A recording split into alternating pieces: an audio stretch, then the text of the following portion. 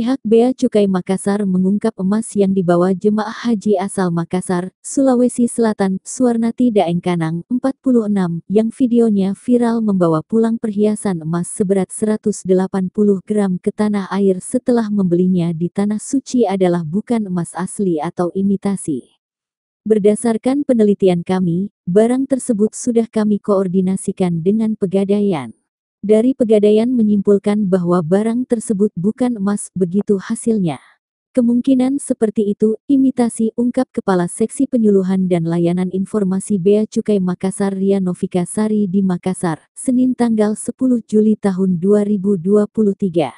Penelitian kami, barang tersebut sudah kami koordinasikan juga dengan Pegadaian, dan dari Pegadaian menyimpulkan bahwa barang tersebut bukan emas, begitu hasilnya. Oh, berarti imitasi ya? Iya, kemungkinan seperti itu. Tapi memang barang ini dibeli dari luar negeri?